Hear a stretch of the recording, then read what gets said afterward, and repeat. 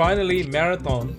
Bungie is coming out detailing the vision of Marathon. All this time, we had no freaking clue what they were doing with Marathon, and they sort of went underground and didn't say anything. And because when they had the reveal for the Marathon, it got so much backlash, and they were like, okay, hold up. They just went quiet and then went to reassess, and now they have dropped a 22-minute long video showcasing the vision for Marathon. So let's dig in and see what they're saying, because I want to know what the heck is about and what they have changed. Destiny 2 ripoff? No, it's not the Destiny 2 ripoff. It's a completely new IP from Bungie, which could either be good or really shit. 22 minutes of shit to tear apart. And also, yes, I will be streaming AC Black Flag Remake 100%, bro. 100%. I really hope they shadow drop it, though. I really want them to shadow drop. I don't want to know it's coming. I just want them to be like, hey, it's here, just play it. Anyway, let's drop in. Oh, where's my deck? Here it is.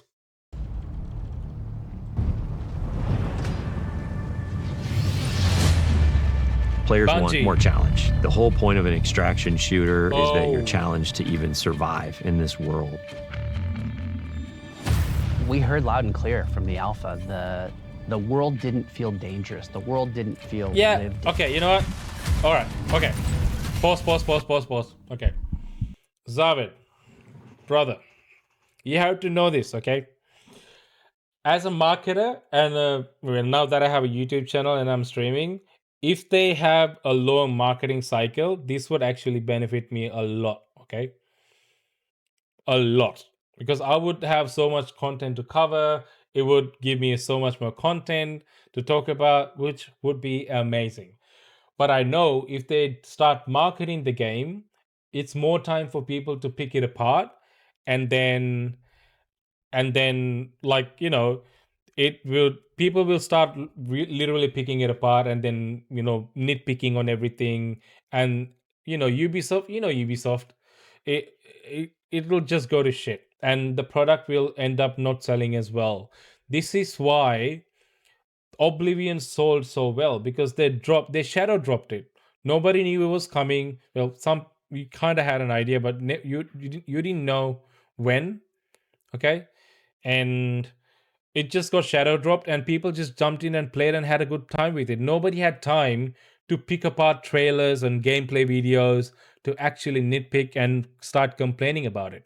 Because of that, and nobody had time to watch other people complain about it and form opinions about it. Because of that, Oblivion Remastered actually sold really well, and it worked. So Assassin's Creed Remake will also work the same way if they shadow drop it, because if you leave it for people to pick apart and start complaining, and for other people to also watch these streamers and YouTubers like myself making content and watching it and form their own opinions, it would lead to the game not doing enough, not doing well. So I think the best strategy for Ubisoft is to shadow drop it in order to sell the game well. Best strategy for me would be for them to have a long marketing cycle so I can cover content. But I'm just saying from their perspective, it would be better for them.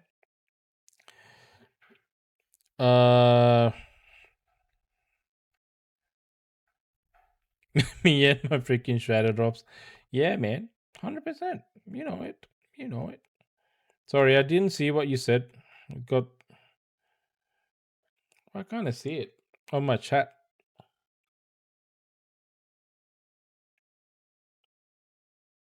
Okay. Anyway, what is the line? I didn't hear about the line. Wait, let me go back. You distracted me. Is this the line? Right. You should not be here. We want to marry the classic Bungie game feel, where you are blasting stuff. Hang on.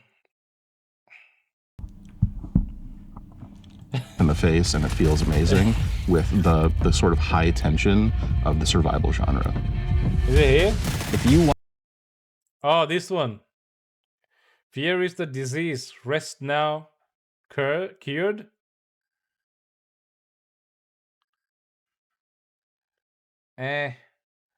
What?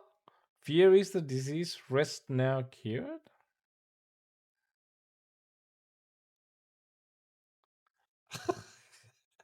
Bro, I think that might be some AI slop. we heard loud and clear from the alpha. No idea what the that world means. didn't feel dangerous. Dude, hang on. What is this?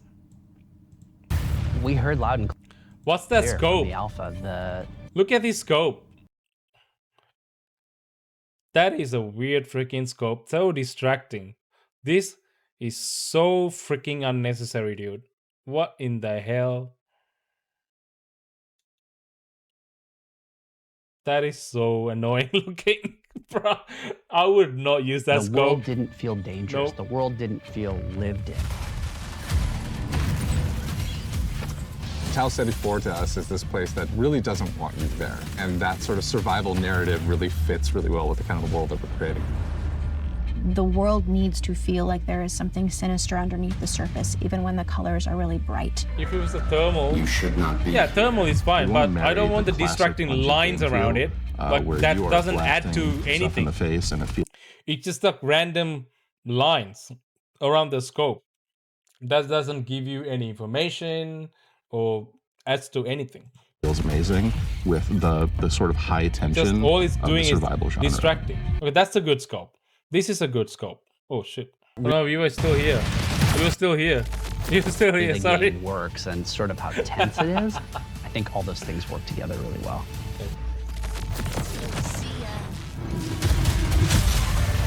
I'm so distracted by these scopes. Look at this scope. I'm so distracted by these scopes, man. You have another rook. Come on, stop that. No. Sorry.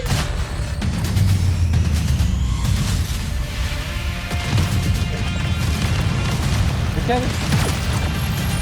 Scopes look so weird, man. Marathon. Somewhere in the heavens. The Marathon ship is essentially a ship that we sent out from Earth, an Earth that was overpopulated, to explore and colonize a star far away that we call Tau Ceti.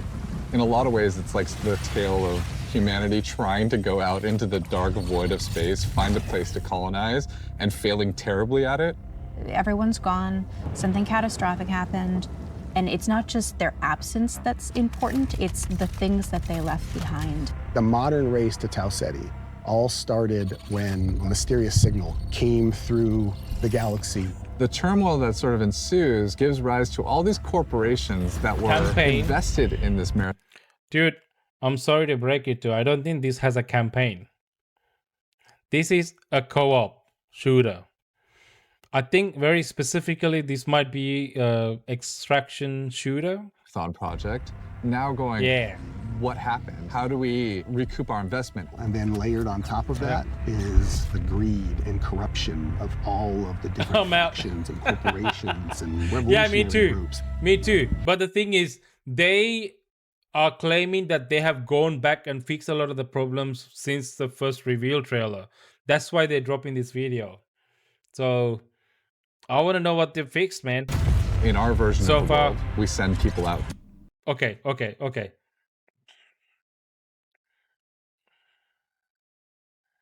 Ooh. That scope again. What is that? What is that, dude? What is this scope? World, we send people out. What's not wrong- just what's wrong discover with what this happened, scope but in this also to game? collect from the things that Dude, the guns in this game look like they're built out of like a Minecraft blocks. remain there, and those people are They're so runners. blocky. As a runner, you're a biocybernetic mercenary who's traded their human body Fortnite gloves. for a Yeah. biosynthetic one. You're not an unkillable. Yeah, they're very gunslinger. colorful. You are a mercenary, a disposable mercenary. You will live, you will die. They are not people. You are the person. You go into that shell and adopt the personality matrix.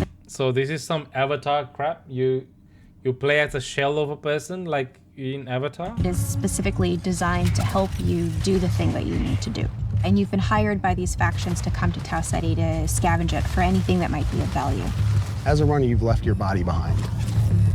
You've traveled light years so that you can have access to the ultimate payday. With extraction shooters, it is all about survival. There are other people who want the same things that you want, and it's up to you to best them. So far, the only nice thing. But there's quite... I mean, okay, it's Bungie, so the shooting, I'm assuming, does feel pretty nice, you know? Like Destiny type shooting. It's where that's what it looks like to me. The scopes are kind of weird. Most of the scopes really turning me off. Did I just hear a gunshot? Did I hear AI just alert? Yeah. It feels very Destiny style shooting, which is nice. I'm pretty sure the shooting is not going to be an issue with the game. And then there's the loud, bombastic action moments where the minute something is alerted, the minute you're in that fight, now it's go time. Players particularly pose a lot of danger to you. They can make a lot of decisions that you might find illogical and completely trick you into scenarios. Right. Sometimes the best loot box is another player that you see along the run. Oh. So there's a few different ways you can play the game. So one of them is you can play in crew, both with your friends and also through crew fill, which will just match you with 2 other players. You can play solo, and you'll jump into a game with a bunch of other solo players. In solo, I think the stakes are a bit higher, right? You have only yourself to rely on. You still have proc strat, so you can call out to other solos, but you know, you are playing a tense a lot. Okay, that's interesting. So they have turned on proximity chat. I remember when they revealed the game, they said they're not going to include proximity chat because that's not part of the vision.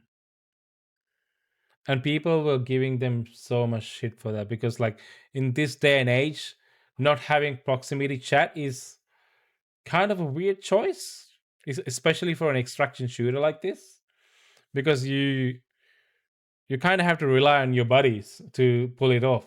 So if you can't talk to them, that's weird, right? So I guess they finally went back on their word and decided to do proximity chat.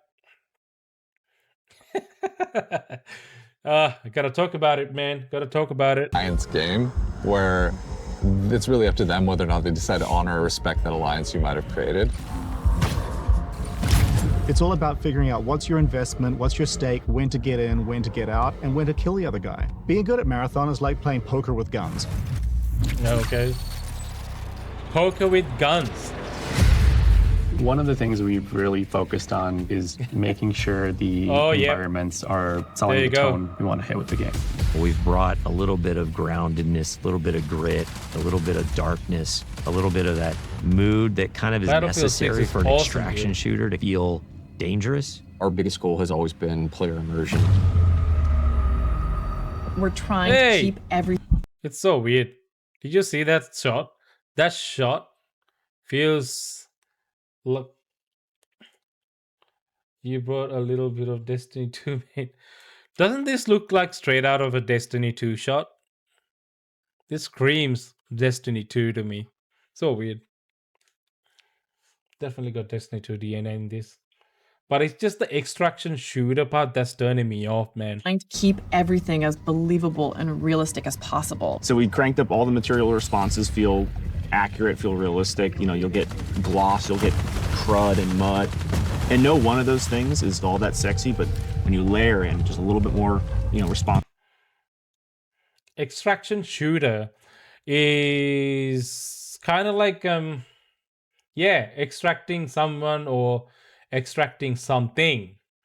It's like, you know, Rainbow Six Siege is similar fashion. Like, you got to work with your team to get into, like, drop into a position and like do something, like complete a mission or like a bunch of missions and then get out. Well, it's not always extracting something or someone in the sense. Extracting means like you gotta drop in and get out.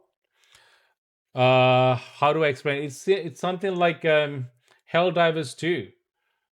where you drop in, you complete a series of missions. Sometimes you do extract stuff, and then you have to exfil before time runs out. I think that's the core gameplay loop here as well. You gotta drop in, finish your missions, and get out. That's what I'm assuming. To light, a little bit more responsive to the player. Things will part, water will pool. Layer in all these different things, the world becomes much more alive. It feels like a real place, and then when you're feeling like a real place and you feel in danger, now your run matters.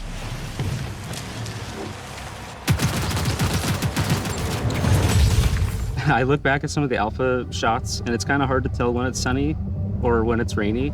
Weather feels like weather now. But like when it's sunny, you get this really nice like bleaching effect. It feels bright. It feels like warm when it's sunny now. I feel like we're just wow, they fixed the weather. That's good to know. I mean, weather can be so tricky, y'all. Especially when to tell sunny and rainy apart in games. It's gotten so much trickier these days. You know, it's so hard to tell rainy and sunny apart. I mean, rainy and sunny apart. Developers and players struggle alike with weather these days. So I'm so glad they fixed it. So glad they fixed it. I'm not being sarcastic at all.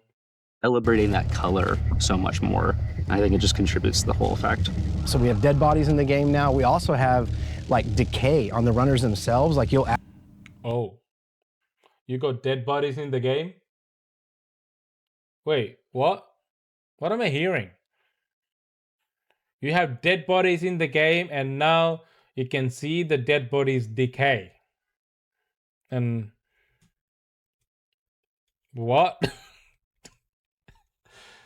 Okay. Actually see them fall apart. We're actually dropping the body. The body stays there, and the body slowly decays over time as you loot it. So when you come into... Dude, I feel like that's such an important piece of information that we just uncovered about the game. I think it really adds to the immersion, you know? It's really adds to the immersion. Like, you have to see the dead bodies. Like, okay, listen close. You have to see the dead bodies in the game. Especially if you have killed the guy, you have to see the dead body. I mean, come on. And what's interesting is you're going to see the guy decaying in front of you as you loot the dude. Like you just killed. That's awesome. I think that level of detail in an extraction shooter, that is a co-op online shooter, you have to see the dead bodies decaying in front of you. Like, if you don't see that, it's gonna break the immersion. Like, I mean, are you even sure whether you killed the guy at this point? Like, what if you just kill the guy and it just like disappears and all you see is just a bunch of loot in front of you? That would suck. I don't know, but I'm glad that they keep the dead bodies, man. To a room and you see a bunch of carnage, but you see one body is still pristine. You know that their killer is probably close, and you are not safe. Oh, okay. So you know if the dead body is fresh, there's a guy somewhere nearby. Okay, you know what? Okay, all the shits and giggles aside, kind of a cool mechanic. You see a fresh body, you know the guy's nearby and it's a fresh kill. That could be effective. Or a complete gimmick. I don't think this has been an issue in extraction shooters so far. But anyway. Everybody is just a messy goop. Yes. You're probably okay. Audio is a huge gameplay component in Marathon. Every sound plays a function. Oh.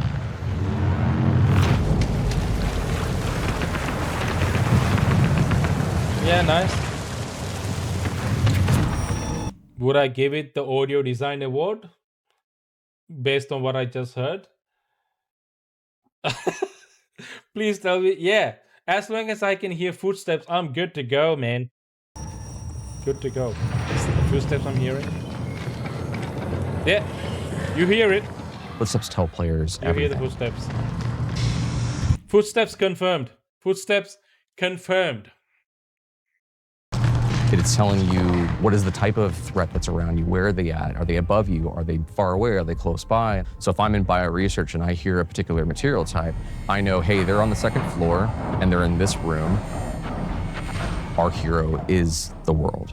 So we're constantly trying to figure out where can music help reinforce what is the vibe and Our intent of hero this is place. the world. There was the discussion about the interaction between score and sound design. And I wanted to create a score that was... Hey. All right, the video's doing it then. Video's doing it. Your interest has gone up 0.000000001%. I'll take it. I'll take it, man.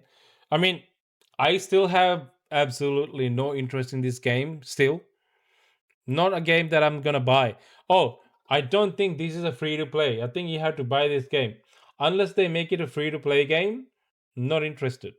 And just like... Although, hey, take what I say with a grain of salt because I don't know if they confirm that or not.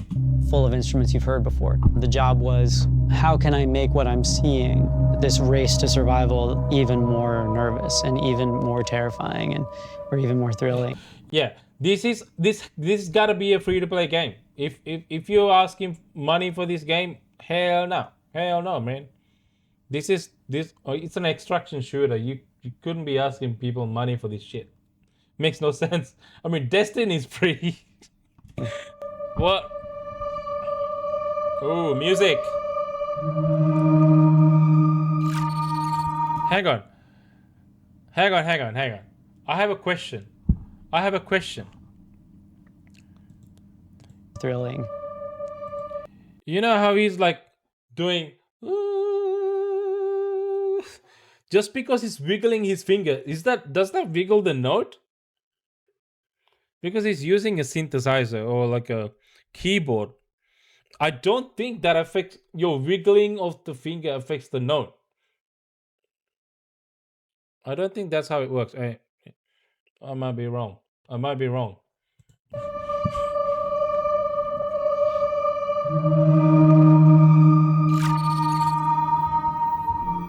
We have 4 zones, and each one of those zones has its own sort of approach to kind of level design and what it asks players to kind of think about and do.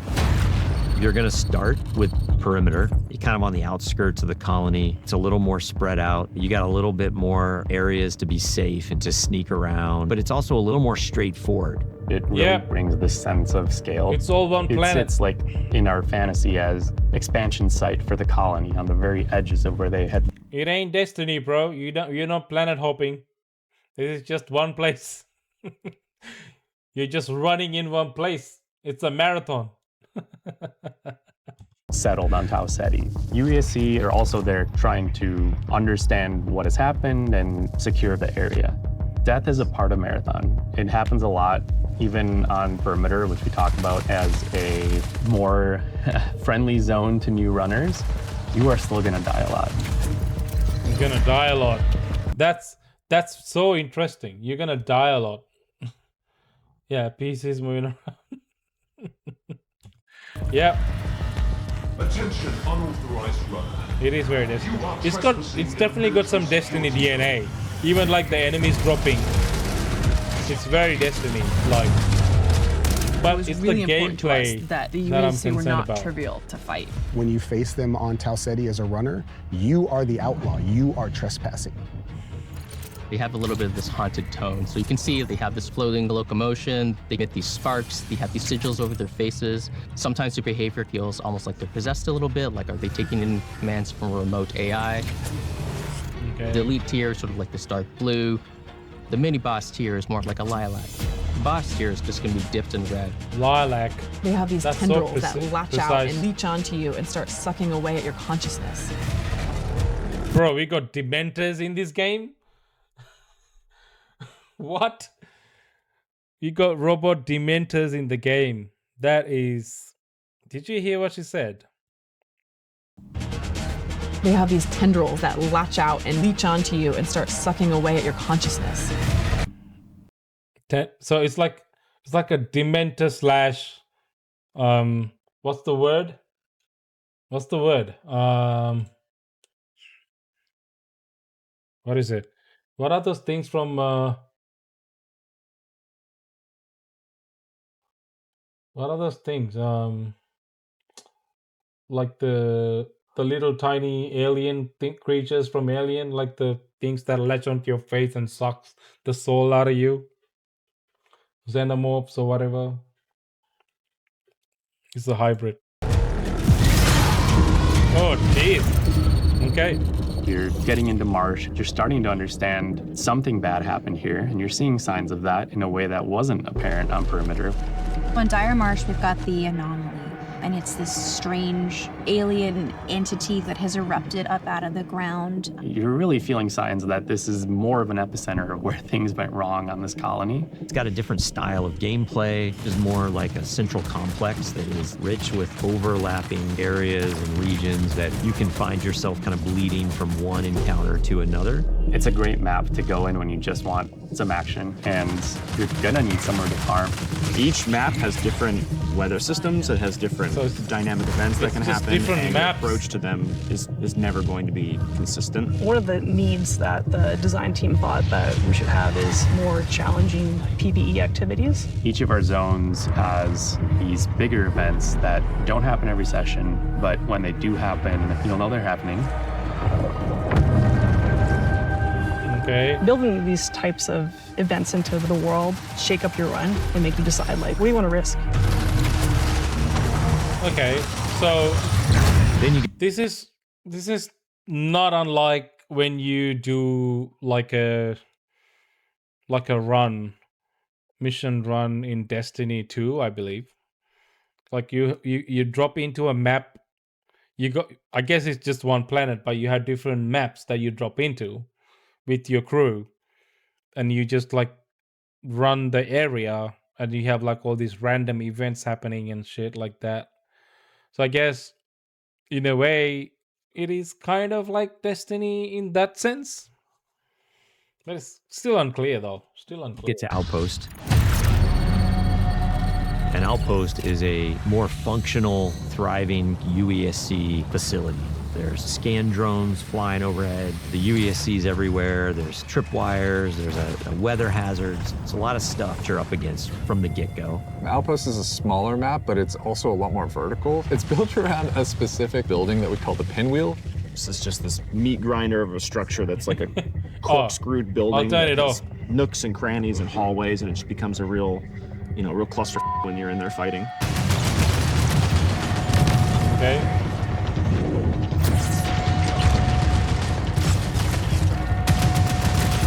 The floor is raised on Outpost and nothing is free.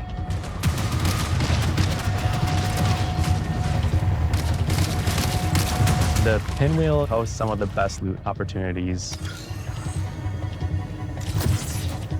But it's noisy, players are gonna know you're doing it, so there's extra risks. Dungeons, bro. Given the futuristic settings, I don't think The it'll character have you're gonna dungeons, spend the most man. time with is the But I zone. think it would have like similar mission runs to dungeons, but not particularly dungeons by the look of it. I don't know. I'm still very confused as to what to expect Understanding from each this game. personality of every zone. That's the storytelling every player gets. Like they're Every saying time a lot you're of on the shit, planet, but you can look up and see the ship floating and looming in the skybox, reminding you of why this place even exists, but also reminding you that something up happened here. yeah, And you got to figure out that's what it. it was. That's it. Why the heck people have to keep going back to play it? That's what I want to know. Like, I'm still not getting what the unique selling point of this game is. They're saying a whole bunch of stuff that I've heard and seen before, but nothing that's unique. Like, they're just explaining things. Marathon has like a lot. over-explaining a lot it's of a things huge here. pie. There's a ton of different implants at every rarity. There's a ton of different runner cores for each Again, runner. not a There's system we haven't over seen 400 before. weapon mods. Like it's just an outlandish number of items to collect. There's going to be a really interesting Yeah. period of More like a day, discoverability one day, man. where players sort of figure out what are the pieces that I have available to me, how do I get them, and how do I put them together into something that's awesome. Again, nothing we haven't seen before.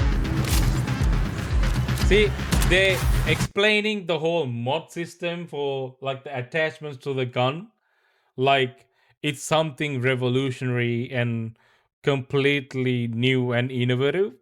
But at its core, all this is just attachments to your gun and like different mods to your gun. We've seen this million times over in pretty much any shooter that you have now. So that's not a big thing. I know. It's just yeah. And they're making it sound like it's this huge thing, but it's not. That's anyway. See, look at it. Oh wow. Oh, you can reload the gun. Go through and look at how many iconic weapons have come from That's scope. Bungie. And it's something that we really want to hold at that up scope, and man. make sure that we're Fucking matching that distracting. legacy. Visually, they're all really, really distinct and clearly Marathon, but we wanted animation-wise a majority of them to feel recognizable. So when you put them in your hands, you knew how to use them. Mods will basically allow you to increase certain stats on the guns, that battery SMG. Yeah. The gold mod, full-blown, turns it into the needle. I'm not loving the scopes. The sidearm is a gun that is effective in Dude, the sidearm is a gun. close quarters, but maybe not too much outside of that. Mr. Captain Obvious has stated the obvious.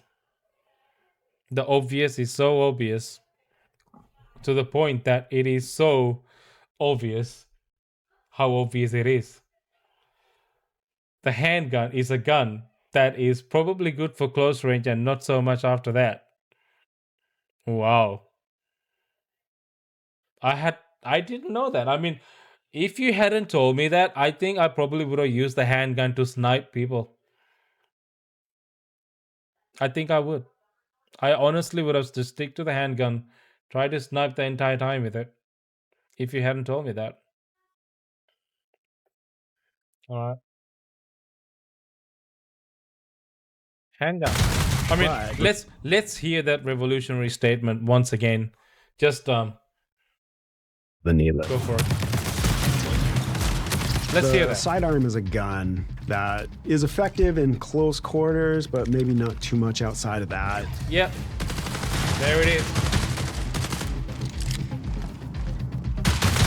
But the gold mod on this gun puts a suppressor on it, and then Last when Dance. I kill something Yeah. with this gun, I turn invisible.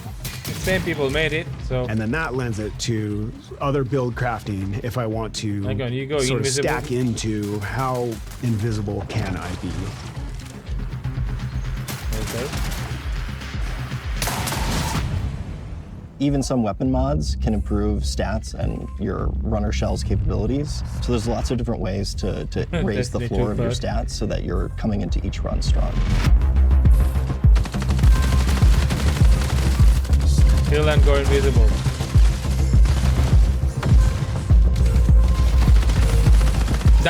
That sounds so OP, man. Kill and go invisible sounds so OP. Runner shells are a bioprinted body that you inhabit when you go down to Tau Ceti to scavenge the ruins of the Lost Colony. Each of our launch shells is really an archetype of gameplay. So if you want to play like a frontline tank, if you want to play a rat character that wants to sneak around, if you want to find those rats, we have a shell for you. Yeah. Yeah, probably. The I idea mean, there is like, it'll just play like Destiny with like a different aesthetic and like setting. That's what it will play like in terms of like, gunplay, because they're just gonna feel distinctly like Destiny gunplay. but a broad spectrum that everyone can kind of find a little bit of a home to, and then we're gonna build on top of that. Graviton Cores lens. and implants mold Yeah. the kit into Oh a man, I playstyle love the that you want. Graviton lens. That's my favorite gun. So the examples of those are like, on Thief, I get a second grapple. On Destroyer, I pull out my Riot Barricade, and as it takes damage, it's actually converting that damage into shield back to me. And these can be used in combination with each other to shift the gameplay style of your runner kit. At any point you feel like you don't want to risk anything, or maybe you're down on your luck and you want the opportunity to get back, Rook's your guy. Rook is a prototype runner shell. It's a mode where we make it easy for you to just kind of drop into a match that's in progress and run about and try to scavenge as much as possible. You are going in solo to a run that's already in progress. You don't have a team, you have a very limited loadout, A match. but you're not risking anything. This lets you kind of get in, grab a little bit of loot, and then bail. So when you get like a really powerful Yeah. gun or implant or core, it is It's a PvPvE. So you got your teammates. Like I think it's like a 3-player squad, like a 3-player team that you drop in as, and then you have like other 3 like solo players and also other teams you're going against, and you also got like NPCs to deal with. So it's like PvPvE. unlocking some new space or new challenge that you've never done before, and the loot is helping you reach greater heights. Similar to Arc Raiders. Faction agents are such a big vehicle for tone and narrative for the world.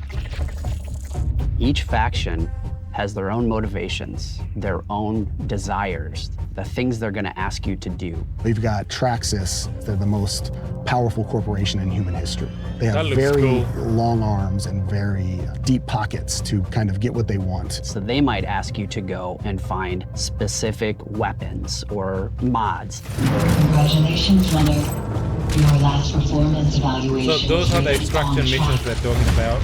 If you're a PvP player, one of the factions is called Arachne. They're essentially a death cult. What that translates to is that they're asking you to go and kill other runners.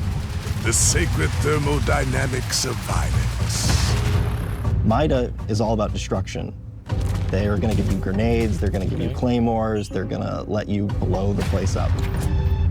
And they are irreverent and dangerous. They might ask you to upload this malware into a UESC dropship, and as it leaves, it explodes and careens off into the distance. Oh shit. We have big plans. Explosive, visionary.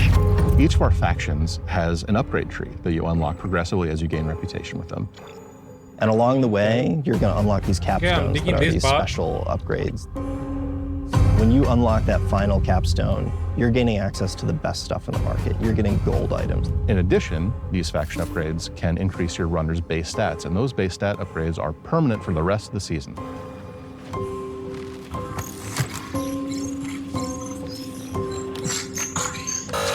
Access denied. Darius, you know me. Did you miss your last round of maintenance? Don't search. Don't dig. Don't question. Darius? Access denied. Access Hey, it's denied. okay. It's just me. You're not alone. The Codex is a suite of achievements, collectibles, audio logs, things that you're finding in Run that yeah. we're going to track for you over time. Cool. It's just the The normal more you find Codex these shit. items, the more story you're unlocking about them and what their role is in the world, why they're here, who cared about them, why they're as valuable. I have a question. Do you normally care about the codex part of games? Do you normally actually, listen to all the audio logs and little pieces of like information and like read through all of them? Yeah, in AC, I tend to do that in AC.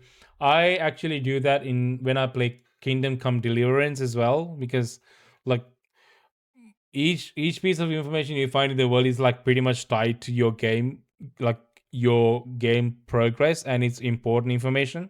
So I actually actively read them. And in AC, it's really interesting because like some of the stuff you find is like it gives more context. It's pretty cool. But in most games, I actually do not give a damn about the codex at all. I barely check it. I anyway, I thought it was just me. They are. I'm repeating myself with these entries, but any fears inherent in the scope of this endeavor seem unfounded. Within the codex, there's a whole bunch of stuff that you can unlock. Runner skins, weapon skins, weapon charms, stickers, emblems, backgrounds for your profile, and titles. So it's everything from your first steps on the world of Tau Ceti 4 all the way through to becoming a vid master and taking on the most extreme challenges. I have mixed feelings about these aesthetics.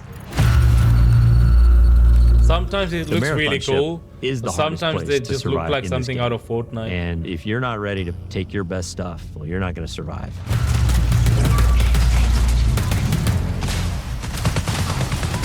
It's like a heist for a runner.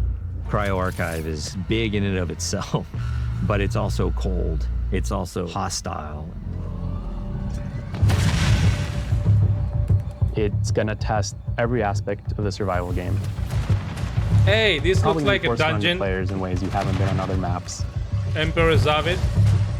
He's your dungeon map, bro. Into basically every type of environmental threat you have faced before. You're gonna fight a who's who of the highest tier UESC units, and the UESC are there in this presence you haven't seen before.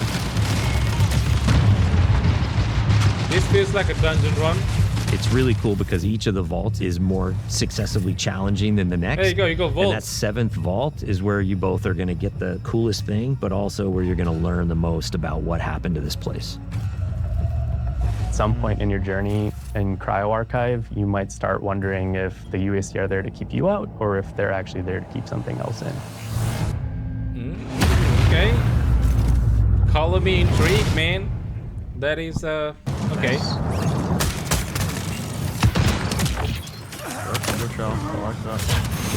I think the thing that I'm most excited about for Marathon is getting into the hands of our players. Destiny The biggest thing I want people to take away from Marathon. Dude, you know what would be cool? It would be cool if at some point in this game, it's revealed that this is actually tied to Destiny. Imagine how cool that would be. Imagine this is secretly Destiny 3. That would be cool, right? Like, oh, it's like at least like a spin-off. Yeah, that would be cool. It still feels yeah, but amazing. no, not just like a armor, but I think like what if like canonically it's actually in some way in the same universe. Like Marathon takes place in the same Destiny universe in like a faraway planet somewhere. That would be cool. Amazing. It still feels like it has that spark. It takes all the aspects that I think Bungie is really good at. First-person feel and gunplay, the super deep, crazy sci-fi lore, and it mixes up all those things together in a really amazing PvP package. Really comes down to every single discipline that's working on the game. The animation has to be good, the sound has to be good, everything has to be working in harmony. That's when the controller fades away, the screen fades away, you're just immersed in the world. That is what we're trying to live up to with Marathon. Okay. It is a mad dash. I'm not going to front about that. It's a mad dash to the finish, but that's when you got to put in the elbow grease and the extra sweat and blood it takes to get this done. Okay. Dude, what is ready? this? What is it? Let's go. 5 people in the extract.